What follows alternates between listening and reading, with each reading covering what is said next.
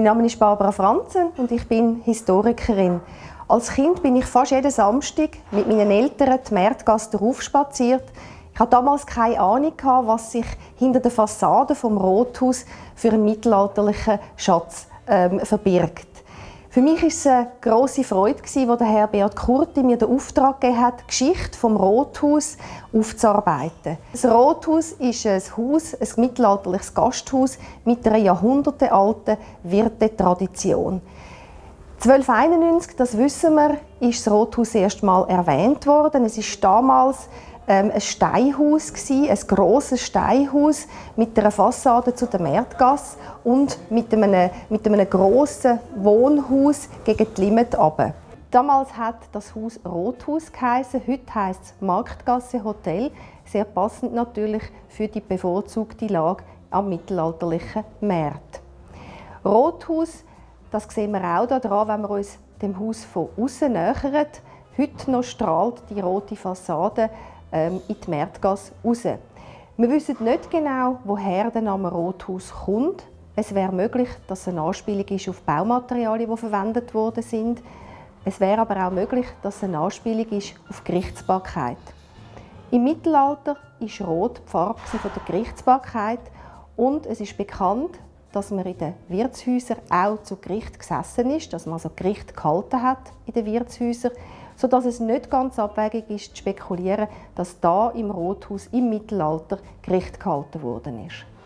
Die rote Fassade hat natürlich wie ein Magnet auf mittelalterliche Besucher gewirkt.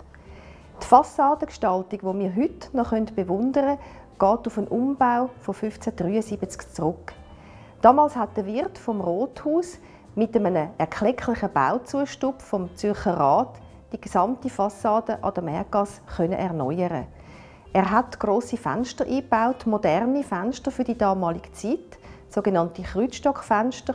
Und natürlich ist so eine erneuerte Fassade eine richtige Visitenkarte für ein hervorragendes mittelalterliches Gasthaus. Im Spätmittelalter war das Rothaus eines der vornehmsten Zürcher Wirtshäuser. Hervorragend ausgestattete Festsäle im ersten und im zweiten Stock und am Erdgeschoss das sind Serviceräume, Keller und Lagerräume. Im Spätmittelalter hat es sich gelohnt, wenn man Wirt war auf dem Rothaus. Wir wissen aus den Steuerlisten, dass einer der 100 reichsten Zürcher im Spätmittelalter damals Wirt war auf dem Rothaus. Um 1900 hat es für ein Hotel nicht nur dazugehört, dass es Zimmer und ein Restaurant hatte, sondern auch, dass es Unterhaltungsmöglichkeiten gegeben hat. Um 1900 ist hier im Rathaus ein grosser Saal eingebaut worden. Ein Saal für Kabarett, für Varieté und für Tingeltangel-Vorstellungen.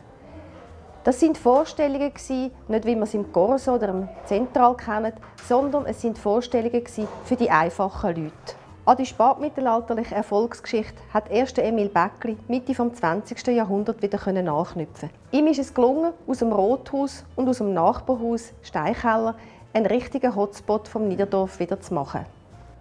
Es war hier im Rothaus 1945, wo Emil Bäckli in seinem neu umgebauten Dancing Palazzo einen Jekami-Wettbewerb veranstaltet hat.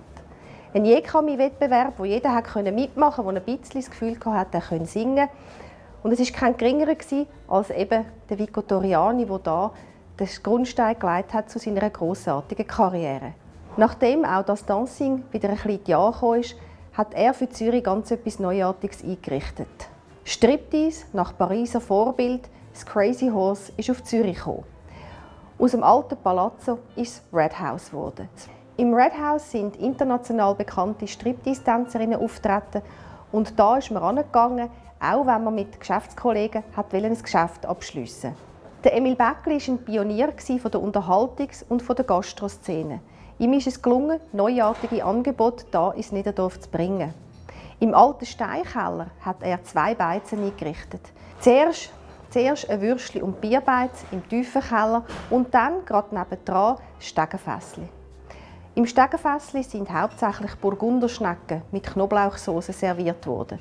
Die sind so bekannt, dass noch 2013 mit ihnen Werbung gemacht worden ist. Während dem Umbau sind wertvolle Wandmalereien und spätmittelalterliche Säulen wieder zum Vorschein gekommen. Neues Leben in den alten Mauern neues Leben an der Marktgasse, das Rothaus, jetzt Marktgasse Hotel, ist bereit für die Zukunft.